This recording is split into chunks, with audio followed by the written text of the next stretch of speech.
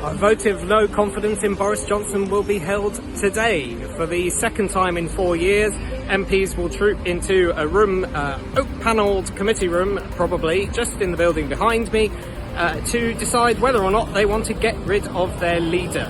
It took 54 letters to trigger the vote by Tory MPs, and that threshold was hit yesterday, or at least Sir Graham Brady, the chairman of the 1922 committee, told Boris Johnson yesterday that it had been hit. It seems that some MPs didn't want to mess up the Jubilee weekend and actually post-dated their letters until after it. So actually we pretty much, in effect, hit the threshold last week, and it took a while for it to resolve itself. So how's it going to work? The vote is held at 6 to 8 p.m. tonight, and Boris Johnson just needs to win a simple majority of his MPs to carry on. That's the sort of thing we expect to happen, and that's why it's called a vote of confidence, not a vote of no confidence. Don't be confused by that, they're the same vote. The confidence or no confidence just depends on the result. So what if he loses, first of all? That one's quite easy to answer.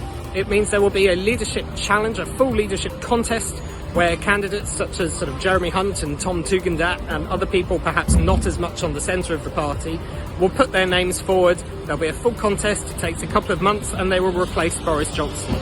But the more likely option is that he will win the no confidence vote. And what happens after that is a much more complicated question. Theresa May won her no confidence vote 3.5 years ago. And what happened after that? It took a few months, and her power ebbed away. It was clear that she wouldn't be able to get any kind of Brexit deal through, and she had to leave of her own accord. Technically, if Boris Johnson wins the vote, he is safe for a year. They can't hold another vote. However, the 1922 committee makes its own rules and can change its own rules. And Graham Brady, the chairman, confirmed this morning that if they wanted to, they could change those rules to allow a vote every 6 months. Something that has been suggested in the past. He wasn't saying they will, but he was saying that technically it is possible to change the rules. And the danger for Boris Johnson is this.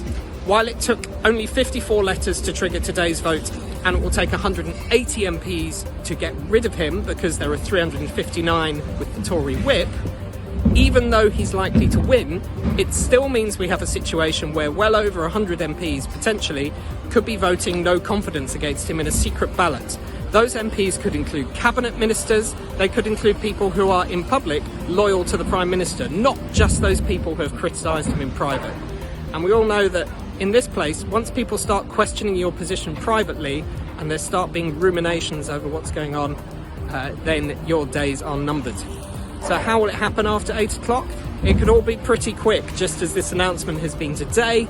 The vote closes at 8, and last time we had this in 2018, we all gathered in the committee room, I think about 9 o'clock, and the announcement was revealed by Graham Brady and the officers of the 22 committee, and they said whether the Prime Minister did or did not have confidence of the Conservative Party. So that's the picture you've got. We've got a very quick process. Everything's going to be over in a flash, probably the next couple of times you've checked the news. But the tail of this and the effect it has on Boris Johnson's authority in the long term is seriously compromised, potentially. And you can see that, just lastly, in the letter from Tory MP Jessie Norman. He is absolutely scathing today, the latest MP to send a letter in. And he says it's not just about Partygate. It's about broader issues of policy. It's about the fact that the Prime Minister is pursuing policies in Rwanda and the Brexit policy that are potentially illegal, in his words, and that he is pursuing a sort of culture war policy agenda just at a time when we need unifying leadership after COVID and in a cost of living crisis. So stick with us, we'll have much more through the day, and I've got to get inside.